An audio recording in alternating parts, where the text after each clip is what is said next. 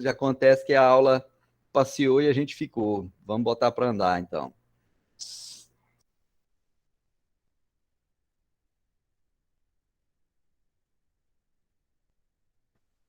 Eu falei meninas ciumentas, a minha filha fez cara, fez bico aqui. Eu tô falando, ciumenta mesmo, professor. É, sim, cara. Ô, bichinho de tal da minério é coisinha maravilhosa. Não tem jeito de ficar longe. Queridos, deixa eu pedir um favor para vocês. Como não habilitou aqui para mim receber as informações de quem vai estar presente, eu gostaria que, por favor, escrevessem presente aí no chat para mim, por favor. Tá? É bacana. Vamos lá, então. Hoje a gente vai falar sobre um assunto muito, muito, muito, muito legal, que é o MASP, tá? Que é o método de análise e solução de problemas. Aqui a gente vai ver qual é o método empregado em projetos que visam a melhoria da qualidade, tá? Esse método, o MASP, tá? Ele tem algumas fases, tá? A principal aplicação das ferramentas de qualidade é a partir da metodologia. Dentre elas, a gente vai pontuar aqui. Vamos ver aqui. Olha só. Primeiro, vamos deixar claro que o MASP ele é um método de análise, tá? Preste atenção que ele é análise e solução, beleza? Então, ele vai trabalhar primeiro ponto em cima do PDCA, tá? Para tomada de decisão. Primeiro passo, ele vai identificar o problema. Como é que eu vou identificar o problema dentro de alguma empresa? Como é que vocês identificaram o problema dentro daquele case que eu passei para vocês sobre o iogurte mofado? Um Que brainstorm e ferramenta? Um Chikawa. brainstorm, E um Chikawa diagrama de era dos 5 Chikawa porquês. e os 5 porquês, né? Perfeito. Então, eu fiz isso aí, eu já identifiquei o problema, correto? A partir daí, dessa identificação, né, eu vou partir para observar. Eu vou observar esse problema. Vamos pegar lá o iogurte para a gente seguir como exemplo aqui em cima, né? Eu vou fazer o quê? A observação do problema, ou seja, eu vou identificar, já identifiquei que o problema foi iogurte mofado. E eu começo a observar, né? E as possíveis análises das causas. Aí a gente falou que foi acondicionamento inadequado, a gente falou que foi alguém que desligava o freezer à noite, né? E ainda até citaram o Jacan nessa história aí. Foi, e por aí vai, né? E no quarto ponto, dentro ainda, olha só, do planejamento, eu vou fazer o quê? Eu vou elaborar um plano de ação. Puxando para aquele nosso problema lá, um plano de ação seria o quê? Ah, eu teria, por exemplo, analisei e percebi que o meu problema era as câmaras frias estavam sendo desligadas para economizar energia, para que elas se mantivessem no mesmo frio, só que elas estavam com vazamento de temperatura, e a gente percebeu que com isso aumentava a temperatura, gerando o fungo que ia provocar o mofo. E aí a gente percebeu que, desculpa, que isso estava gerando o mofo. A partir daí eu vou fazer o quê?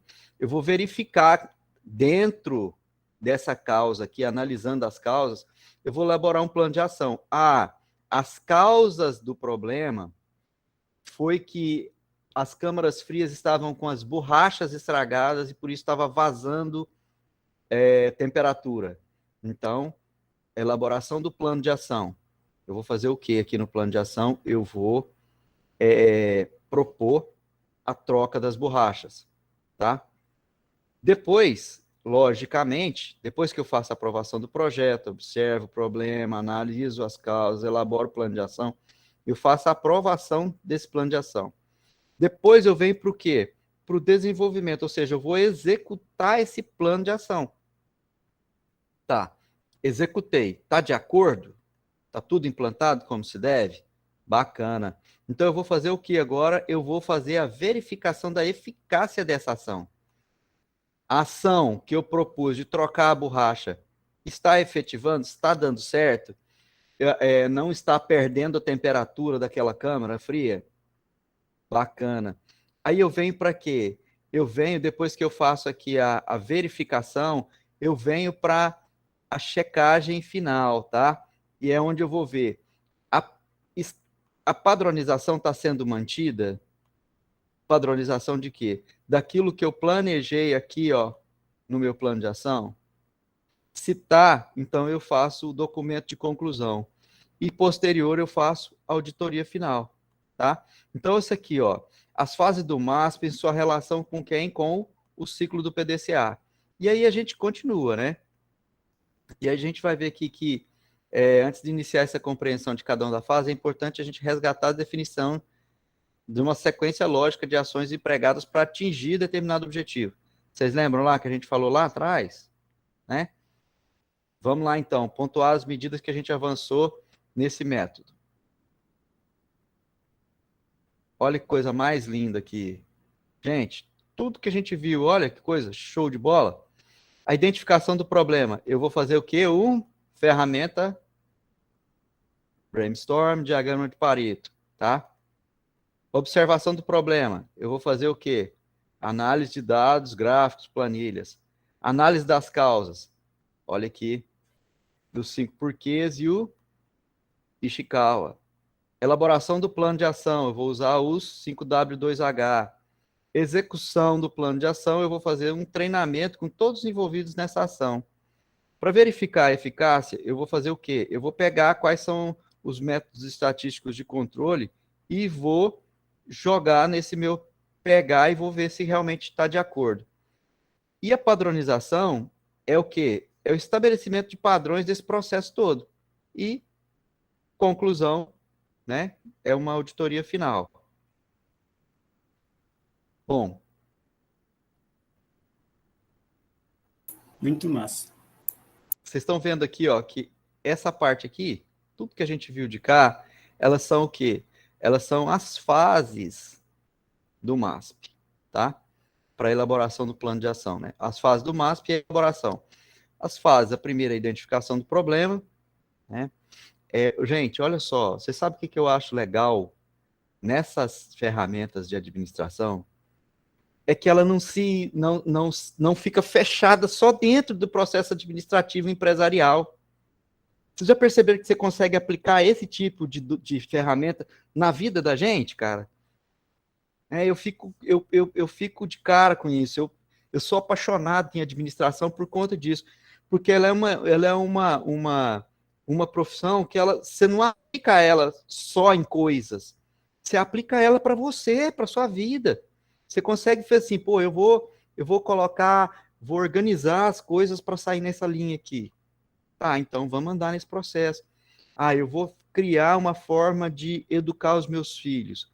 Eu vou ensinar aos meus filhos determinada coisa. Então eu consigo trabalhar, planejar, organizar para isso e usar essas ferramentas. Essa semana, por exemplo, sábado passado, fui convidado para fazer uma palestra sobre administração financeira e empreendedorismo infantil, né? E aí, assim, cara, foi muito legal, porque a gente utiliza o quê? Ferramentas que a gente trabalha na gestão da qualidade, que a gente trabalha na parte de planejamento, que a gente trabalha na praia, na parte também de gestão de pessoas. A gente coloca tudo num pacote e você percebe que você consegue alcançar muita coisa com isso, né? Então, assim, é isso que me deixa apaixonado e que faz com que o que a gente estuda fica gravado, cara, né? Por exemplo, aqui o MASP, né? Ó, é fundamental a correta definição de um problema. Isso aqui, eu preciso mesmo saber qual é o problema. Vamos voltar lá no iogurte. Qual é o principal problema que gerou o mofo? O principal problema foi a alteração do ambiente aonde ele estava armazenado. Foi que gerou o fungo. Ah, mas não foi isso não, professor. Foi porque a embalagem não estava bem feita. Se a embalagem não tivesse bem feita, mas ele tivesse dentro da temperatura, ele não teria adquirido o fungo para poder mofar. Simples assim. Você, quando compra um iogurte daqueles de tubo, e você abre ele uma vez, você violou o lacre dele, certo? Depois você vai colocar ele na sua geladeira. E se você mantiver ele naquela temperatura ali da geladeira, ele vai mofar? Não, não vai. Então não foi a embalagem, tá? A embalagem, ela traz uma garantia para o cliente de que aquele produto não foi violado, que aquele produto não está contaminado por alguma outra coisa. Mas quando você já pega uma embalagem, ele lacrado e mofado, por exemplo, é por quê? Porque ele já passou por um processo de deteriorização de outra coisa, tá? Então ele saiu do padrão de ambiente. Então, voltando aqui, então a gente definiu que o problema real foi a questão da temperatura, tá? Gente, eu estou voltando lá porque todos fizeram, tá? Então, assim, como todo mundo vai se lembrar bem daquele exemplo, eu não vou precisar buscar outro. E a gente, olha só, lembre-se que o problema é identificado por uma não conformidade. Vocês sabem o que é não conformidade, né? Que De não está acordo? conforme. Exatamente. E o que é conforme? Tipo, não tem o ISO lá e tal, que a gente usa como referência. Alguma coisa, né? O produto tem que estar conforme os padrões, tem que estar igual aos padrões. Se você não está conforme, você está fora ali do padrão. E quem define o padrão? A ISO 9000. Não. Não é. A Eu ia ISO falar. 9000, ela define o quê? Ela fala, você como empresário define o padrão. Ela diz, siga os padrões que você quiser. E aí você pode embasar no cliente, não necessariamente, tá, Yumi? Porque se você for pensar no cliente para você fazer o padrão, você já imaginou quantos clientes, quantos tipos de padrões você vai precisar ter? Porque cada cliente tem um pensamento diferente, né? Então, assim, você quer ver? Vou lá para dentro da sua panificadora agora. Quem definiu o padrão de 50 gramas para o pão, para o pãozinho? O cafezinho. Boa! Se você não tiver uma medida de cafezinho para você colocar lá no copo ou na xícara para servir para o cara, cada um toma um tanto de café, né? O pãozinho mais torrado, mais branquinho, e por aí vai. Exatamente. Então, assim, se você determinou, olha, o pão eu vou deixar ele 15 minutos assando. E ponto. Deu os 15 minutos, eu tiro e acabou. Tá? A velocidade do climatizador. Cara, então assim, se você. Exatamente. Olha só. Tô vendo como todos temos um padrão que a gente escolhe, que a gente determina. A gente coloca aqui na cabeça, olha, vai ser desse jeito. Mas espera aí, a quantidade de achocolatado no leite vai satisfazer todos os clientes? Provavelmente não. Uns gostam de mais, outros de menos. E aí assim, aí você pega e fala assim, nossa, mas ficou muito mais gostoso com mais achocolatado. Tá, ficou mais gostoso. No entanto, o padrão não é esse. Se ficou melhor do que o padrão, ele está conforme ou não conforme? Não conforme. Não conforme. Mesmo que ele fique melhor. O padrão é uma régua que você determina e tudo que passa está fora, tudo que está abaixo está fora. Ela tem que estar andando igual, tá? E aí, para isso, cara, quem determina é sempre o proprietário. Ele vai ver qual, por exemplo, o maior número de gente gosta de pão nem torrado e nem branco demais. Gosta de meio termo. Então, a gente vai colocar 12 minutos e 37 segundos para ele poder ficar assado. Nem 38, nem 37, nem 36. Exatamente aquilo ali, beleza? Então, vamos lá. E aí, eu fiz isso, né? Eu trabalhei essa parte. Aí, ele vai falar para a gente aqui, ó. que antes de você passar para a segunda fase, que é a observação, você precisa fazer o quê? A aprovação desse projeto, tá? Peraí, que projeto é esse? Olha, o objetivo dessa aprovação é verificar se a administração superior, ou seja, se o patrão, o dono da empresa, concorda em investir na solução do problema que você identificou. Porque ele pode virar e falar assim, não troca as borrachas disso não. Não troca. Pega esse negócio e joga fora, vamos comprar outro novo. Bom, uma solução melhor ainda, né? No entanto, ele precisa concordar ou não com aquilo. Então, ele pode virar e falar assim, olha, não, pela depreciação, esse bem aí já está zerado no meu patrimônio, ele já não tem mais nenhum peso. Então, faz o seguinte, descarta isso e vamos comprar um novo. Bacana. E assim, a razão de buscar essa aprovação é ter a segurança, tá? É assegurar que esse plano de ação vai ser elaborado na sequência de interesse da organização. Porque se esse cara aqui da alta administração tiver um pensamento diferente da proposta de ação, cara, não vai funcionar. Vou dar um exemplo para vocês a respeito disso.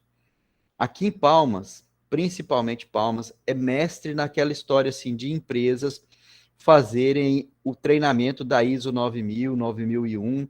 Todo mundo faz, organiza, deixa a empresa arrumadinha, aí vem a certificadora, passa pelo processo, certificou, beleza, certificou. A certificadora foi embora, o dono da empresa vira e fala assim, volta ao normal, guarda esses trem tudo, vamos fazer do jeito que a gente sempre trabalhou. E aí, o que adiantou gastar aquele dinheiro, fazer aquele treinamento, capacitar aquele povo? Nada.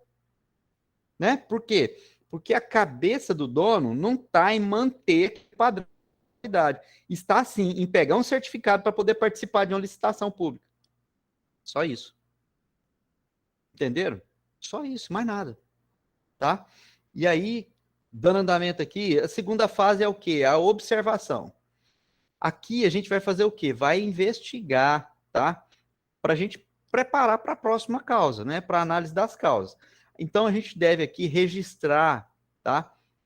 Tudo aquilo que a gente tiver de informação sobre aquele problema, o número de ocorrência, qual foi a época que aconteceu, quais são os fatores que estão associados, se é equipamento, se é funcionário, se é fornecedor, se é matéria-prima ou qualquer outra coisa, tá? Então, assim, essa parte aqui da observação, na verdade, é a fase de fazer o quê? É de fazer os registros, tá? Aqui você vai registrar tudo sobre o problema, tá? E aqui na análise, você precisa fazer o quê? Dar uma olhada nas ferramentas anteriores, né? Que vão ser úteis. E destaque-se a técnica do quê? Dos 5 porquês e do diagrama de causa e efeito, que é o espinha de peixe ou Ishikawa, tá? Quando eu pego essa causa aqui e jogo ela aqui, né? Eu vou fazer o quê? Né? Eu vou conseguir identificar quais são as prováveis, né, causas desse problema, tá? E aqui a gente vai fazer o quê? A gente vai conseguir identificar certinho. E depois, a partir do momento que eu tô com ele garantido, é isso mesmo, aí sim, aí eu posso partir para a solução que vai resolver o meu problema, que vai realmente ser eficaz aqui, beleza? Então, assim, dentro do plano de ação, que é a quarta fase, ele vai falar para mim o seguinte, olha, depois que você identificou, observou essas causas, né, que afetaram isso aí, e começa a fazer o planejamento aqui para minimizar ou então para acabar de vez com esse problema. E utilizando o 5W2H, tá? Que é uma ferramenta útil que ele fala para a gente vai conseguir, tá? À medida que cada pergunta que compõe a ferramenta vai sendo respondida, um conjunto de ação que vai tornando o projeto, na sua totalidade, mais fácil de ser executado e mais coerente, tá? Porque aqui eu vou botar quem são os responsáveis, quanto vai custar, qual é o tempo, onde vai ser resolvido, tá? A partir daqui, eu começo a trabalhar e buscar a aprovação do meu plano de ação, tá? E aí a gente propõe um novo ponto, que é o plano que é a avaliação. Por que que vem essa aprovação do plano de ação, gente? Isso aqui, ó, numa empresa séria, todo esse tipo de documento que a gente está falando aqui, tudo isso é documentado mesmo, literalmente, no papel, tá? Por quê? Porque isso vai garantir que a execução do plano vai ser eficaz, vai ser efetiva.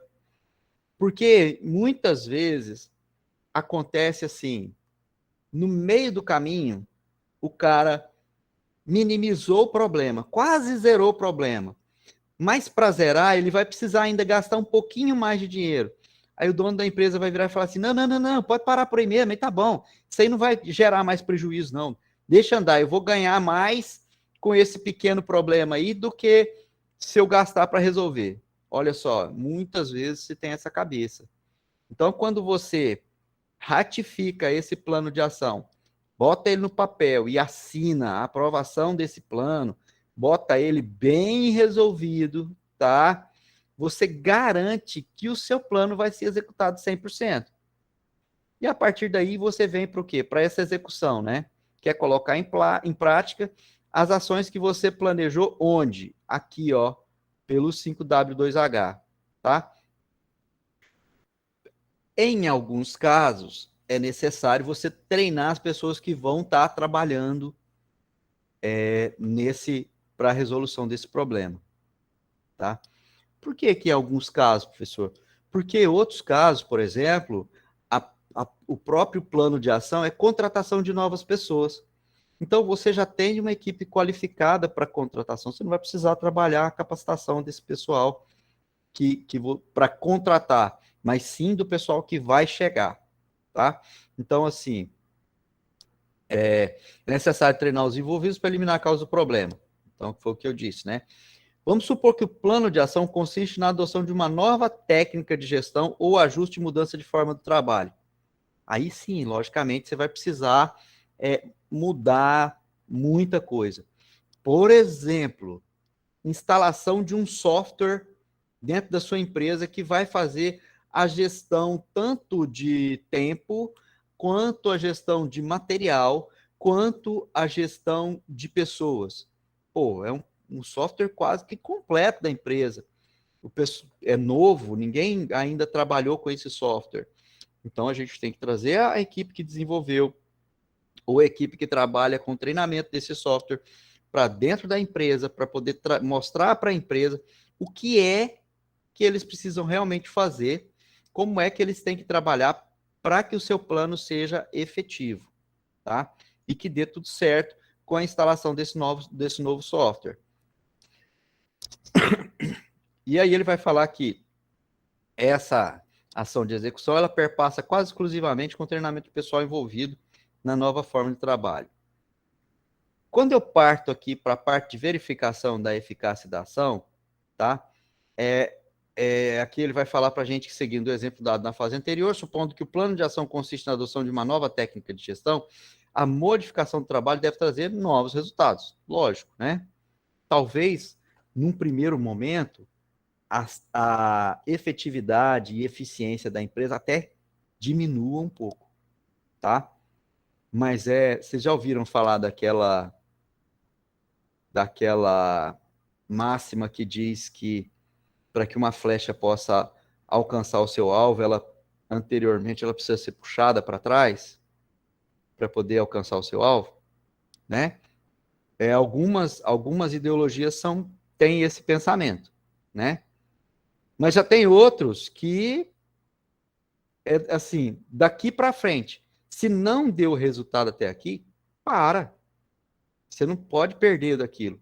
Mas é muito comum em determinados tipos de empreendimentos, quando se muda algumas estratégias, algumas formas de ação, algum mix de produto, alguma metodologia de trabalho, aquela empresa dá uma estabilizada na quantidade ali.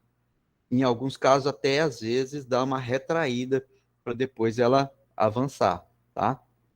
Então, ele continua falando para a gente que, então, olha só, aqui nessa fase 6, pressupõe o controle e eficácia da ação, que poderá ser feito através das análises dos indicadores pré-determinados.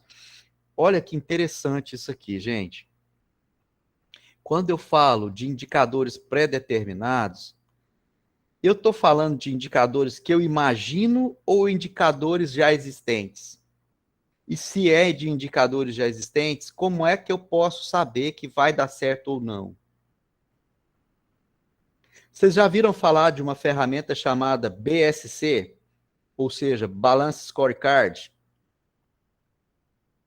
Já ouviu falar? Não, o Matheus já ouviu falar de tudo, tu é doido. Esse Matheus é um O Bruno, administrador nato, o cara.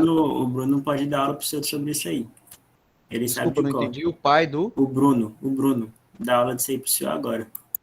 Ô, Bruno, cadê? Você tá aí, velho? Ou só... Você tá de corpo presente aí ou só de... Tá não, bicho. Bruno está de corpo presente aí. Não Tô, tá professor, tô. Ah! Tava Então fala pra dormindo, gente sobre professor. BSC Tava aí, dormindo. velho. Só, é. só me dá cinco minutinhos, não. 1 minuto, porque meu pai tá me ligando aqui rapidão.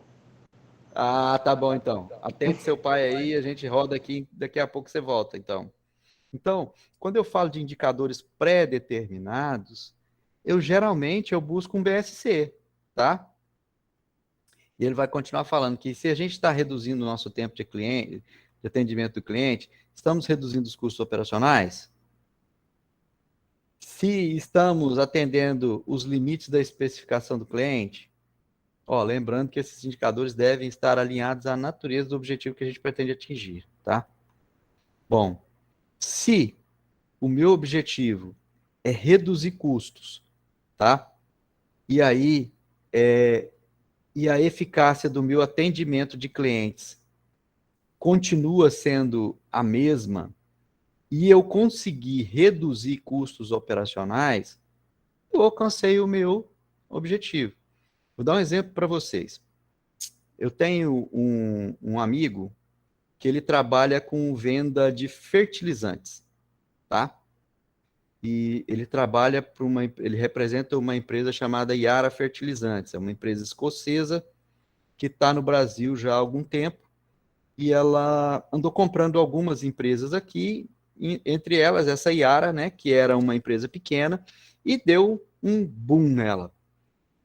E essa empresa, vendendo bem e tal, alcançando muitas pessoas, veio o quê? Pandemia, né? E aí, o que aconteceu? O pessoal da empresa virou grupo europeu, né? Para tudo. Para. E aí, esse meu amigo pirou o cabeção, né? Falou, pô, e agora? Como é que eu vou trabalhar? Né? E começou a botar a cabeça para funcionar. E começou a entrar em contato com os seus clientes via web chamada, né? Via chamada de WhatsApp, de vídeo. E como ele já tinha formado a carteira de clientes dele bem, ele começou a conversar com os clientes via WhatsApp e começou a vender via WhatsApp. E foi. E começou a crescer, e aí um já puxou para o outro, porque muitos fazendeiros, grandes produtores da região aqui do Tocantins e da região norte e centro-oeste do Brasil não gostam muito de receber as pessoas nas suas propriedades, tá? Por que eles não gostam muito de receber as pessoas nas propriedades? Porque toma o tempo desses caras. E esses caras geralmente são muito ocupados. Os caras vivem lá em cima das máquinas, acompanhando, estragou a máquina aqui, ele tem que pegar, ele tem que comprar a peça ali, ele tem que fazer isso, ele tem que fazer aquilo. Quando ele é um médio produtor. Quando ele é um grande, não. Quando ele é um grande, já tem um tipo de gerente que faz esse tipo de serviço. Mas quando ele é um médio para grande, ele não faz isso. E quando o cara é grande, aí que ele não recebe mesmo o vendedor, né? Que ele já tem outras prioridades. E aí ele começou a fazer isso, via WhatsApp, começou a alcançar muita gente. E o que aconteceu? Durante a pandemia, ele aumentou as vendas dele, porque ele começou a alcançar pessoas que ele antes não conseguia falar com os caras não recebiam ele da fazenda. Mas ele começou a mostrar o produto para os caras e fazer a propaganda dele via WhatsApp, e o cara foi crescendo. Bacana. E como ele é um cara muito inteligente, ele desenhou um projeto aonde eles criaram, dentro do próprio WhatsApp, uma plataforma de vendas para a empresa. Ele mesmo fez esse desenho e apresentou para o pessoal, para os diretores da empresa. O que aconteceu? Infelizmente, meu amigo teve que mudar para São Paulo para dirigir o projeto de implantação em todo o Brasil desse, eu digo infelizmente porque saiu do nosso convívio, né? Um cara que a gente gosta muito dele, da esposa, os filhos são ótimos. E aí, assim, voltou para São Paulo, ele é paulista, voltou para São Paulo para poder implantar esse projeto lá. Ou seja, ele conseguiu praticamente zerar o custo, porque antes ele ia para a fazenda, ele tinha locação do carro, ele tinha que ir lá na fazenda do cara, ele tinha diária, ele tinha combustível, ele tinha, muitas vezes, o carro estragava na estrada, né? Então, e o que aconteceu agora? Esses problemas praticamente zeraram. E ele cresceu. Brunão, seu pai já desligou o telefone? Desligou. Então vamos lá. BSC é contigo, irmão. BSC, ok. Bom, o que eu sei é que o BSC ele é quase como um KPI de análise de resultados. Só que o BSC ele visa ver o negócio, analisar o negócio além da perspectiva das finanças. E aí ele traça algumas metas e objetivos que seguem a ideia que a empresa quer seguir. Como é que é o nome? BSC é uma sigla para Balance Scorecard. Balanced Scorecard. Ele auxilia os administradores para alcançar os objetivos. Ele faz essa análise através de 6 perspectivas. 6 ou 4 perspectivas, que é a perspectiva financeira, a perspectiva do cliente. Deixa eu tentar lembrar. Aprendizagem e outra lá. E do aprendizado e crescimento e dos processos internos. E aí ele faz essa análise para conseguir criar um plano e traçar os melhores objetivos e a melhor maneira como se comportar dentro do mercado. Isso. E esses planos, eles são baseados em quê? É onde eu quero chegar. Em que sentido? Bom, você criou um plano e para isso você traçou uma meta baseada em indicadores, correto? Uhum. Você não vai sair do zero, né? Uhum. Essa é a proposta do Balance Scorecard. Na verdade, você vai fazer o quê? Você vai, se você pegar, né, o Balanced Scorecard, ele vai falar o quê? Que são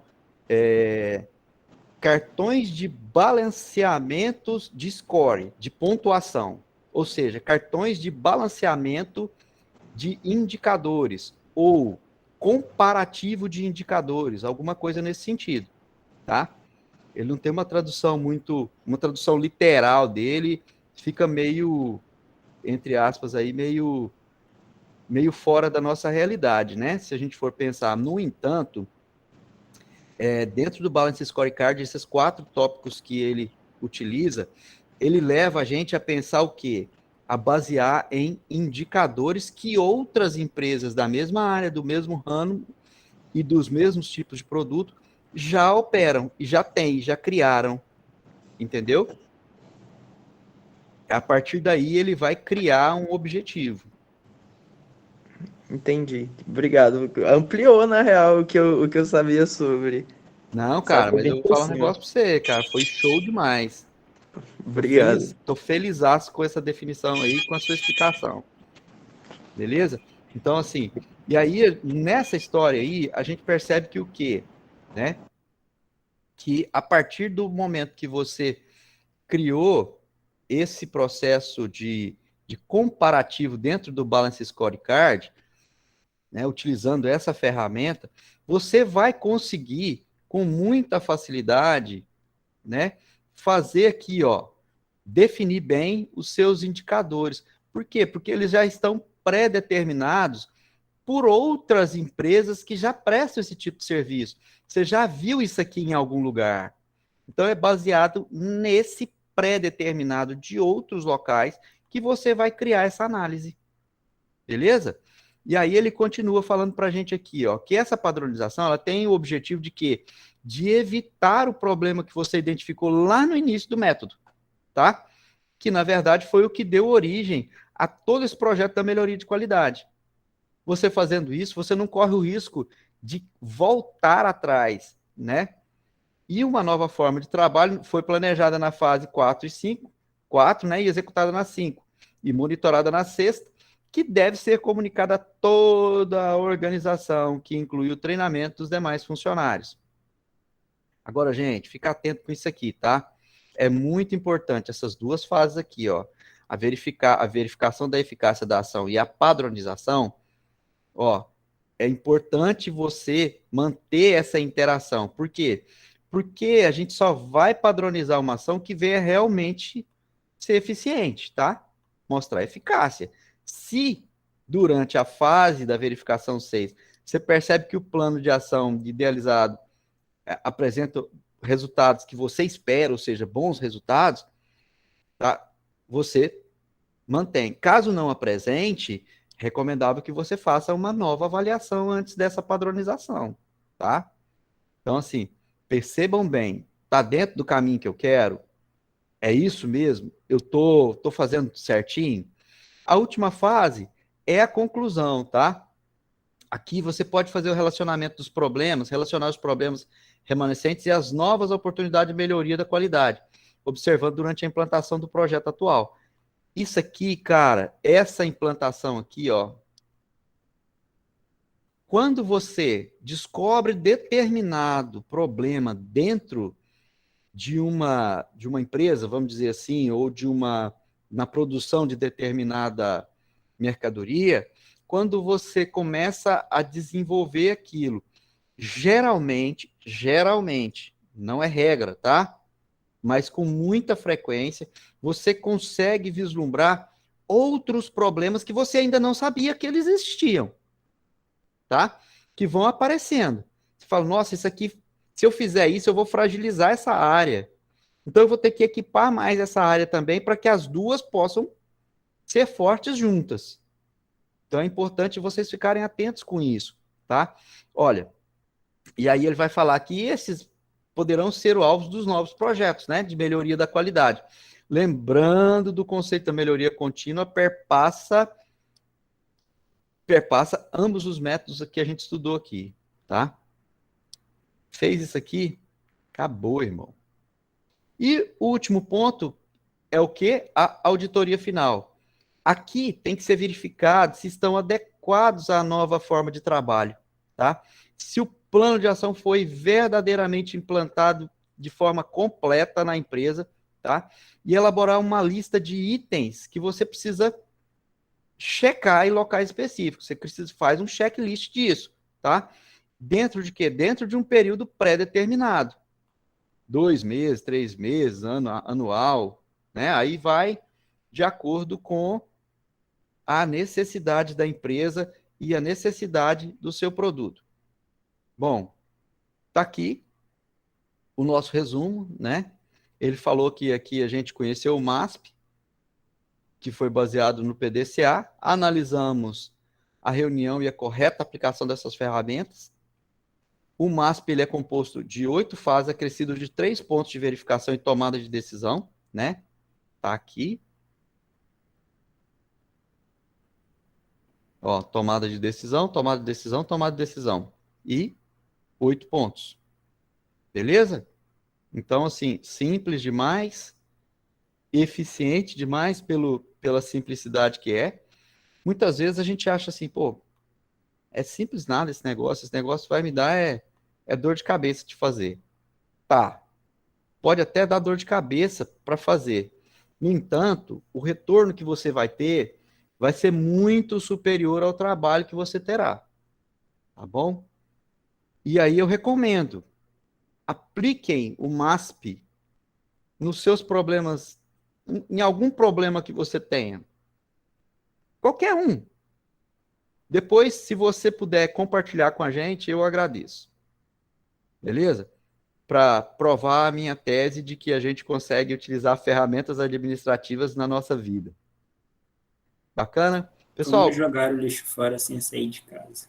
como jogar lixo fora sem sair de casa. Fica treinando basquete, quando o caminhão passar na rua, você joga lá dentro da janela, lá dentro do caminhão. Beleza? Gente, dúvida? Não. MASP é acrônimo de alguma coisa? Ou Desculpa, é só repete? MASP? O MASP é acrônimo de alguma coisa ou é só MASP mesmo? Não. Ele é um acrônimo, né? De quê? De método de análise e solução de problemas. Ah, legal. Beleza? Só curiosidade mesmo. Nada. Beleza. Tamo aí. É para isso mesmo que nós estamos aqui. Tá. Beleza. Gente, se nada mais temos, agradeço demais. Todo mundo escreveu presente aí na chamada? Xixi. Sim, senhor. Todo mundo que está me ouvindo, né? Porque tem muita gente que está aqui que não está me ouvindo. Olha aí.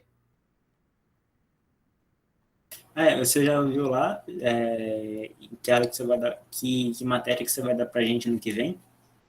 Já escolheu lá? Cara, sabe o que que aconteceu? Lá vem as histórias. Não. Ah, Acrescentaram 2 horas a mais na engenharia civil. Eu pedi Caramba. para tirar minhas 2 e eles aumentaram mais 2. Sai de engenharia Mas, civil então, joga pro lado disso aí. não, mas foi o que eu pedi. Pedi para sair de lá. Aí, eu vou ver com a Ana ainda. Ainda não conversei com ela, não. Rapaz, Mas vamos ver se a tá gente sem faz. empurrando com a barriga. Aí, final do ano Não, que não, vem, não, você não. decide. Não, A gente não. não tá nem mais aqui. É porque a gente ainda não sentou para discutir os horários ainda. Ainda não teve reunião para isso. Quando tiver, é que eu vou falar. Falar antes não resolve. A experiência própria. Beleza? Beleza. Então tá bom, gente. Um abração para vocês. Fiquem com Deus e até a próxima. Até mais, Tchau. professor. Bom final de Tchau, semana pro senhor aí. prof. Tchau, Tchau, galera. gente. Para vocês também. Tchau, tchau.